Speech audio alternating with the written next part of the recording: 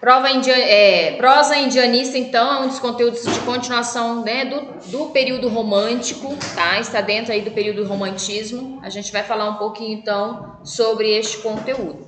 O Guarani é um dos textos, né, das prosas mais famosas aí deste período, né, da prosa indianista, porque esse tipo de prosa, ele retrata as características nacionalistas do Brasil, ou seja, os índios, né? O primeiro povo que já habitava as terras antes da chegada dos povos portugueses, certo?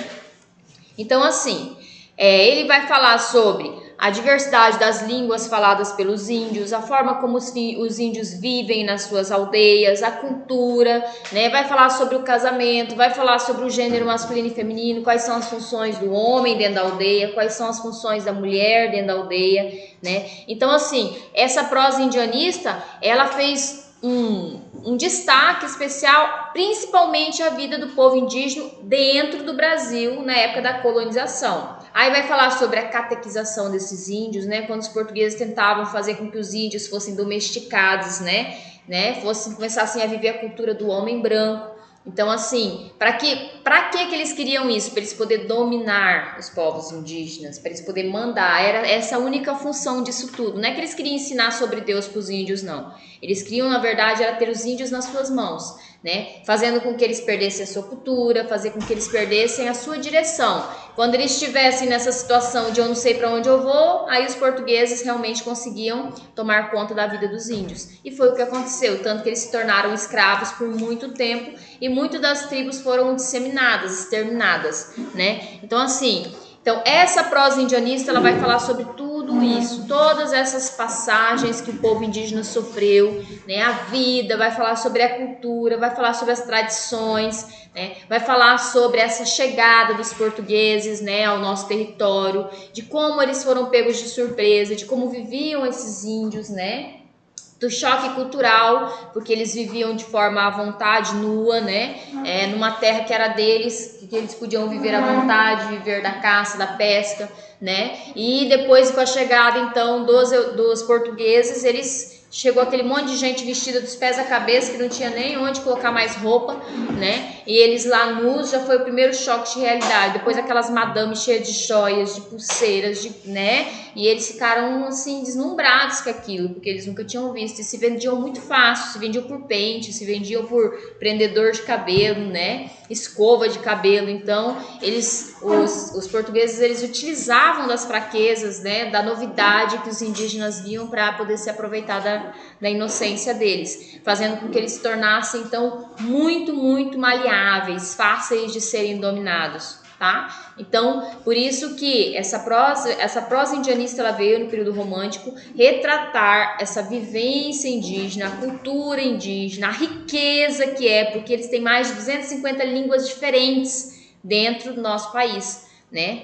Então, hoje, fora, claro, essas tribos que foram exterminadas, né? Tá? Então, eles falam 250 línguas, tem 250 línguas indígenas diferentes dentro do nosso país, então é uma riqueza imensurável, certo? Enquanto nós, homens brancos, que eles chamam, falamos o português de Portugal, né? Porque a nossa língua, ela veio de herança de Portugal.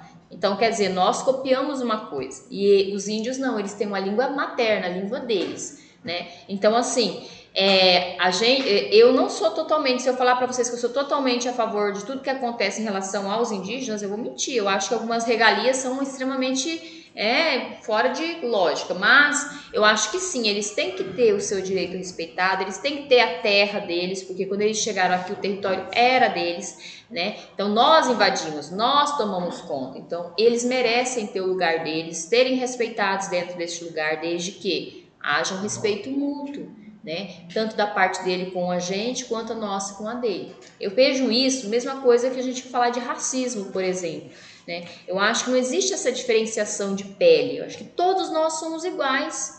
Até porque se eu morrer daqui 3 dias eu tô fedendo. Se, por exemplo, o Kevin morrer daqui 3 dias ele vai estar fedendo. Ninguém tem diferença, entendeu? Então, assim, nós somos todos iguais. Se a gente cortar, vai ser todo mundo de sangue vermelho. Ninguém é diferente de ninguém, tá? Nem rico, nem pobre, nem branco, nem negro, né? Nem amarelo, nem indígena. Todos devem ser tratados com o respeito que merecem dentro das suas escolhas, né? Então, cada um deve ser respeitado pelas escolhas que faz na sua vida, não importa ela qual seja, porque eu não vou viver a vida de ninguém, cada um vai viver a sua vida.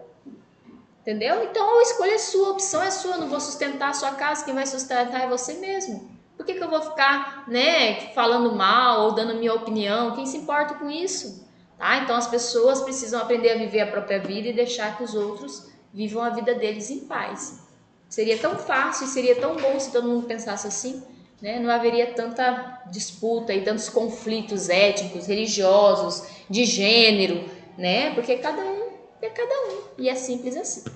Bom, nós já podemos então responder as perguntas da página 6. Nós já podemos responder as perguntas da página 14, tá? E depois da página 14 vai ter só um conexão ali, que vai falar um pouquinho sobre a diversidade, ou seja, as características da riqueza da cultura indígena. E depois vocês já podem responder a 17. Aí vocês vão ler o texto caçador e podem responder a 20. Aí da 20 vocês podem ir até 27. Ou seja, nós podemos fazer todo o capítulo. Claro, eu vou ajudar vocês estão com o celular ainda aí, né? Então a gente vai ajudar igual eu vou ajudar quem está em casa. Tá bom? Vamos lá então. Vou mandar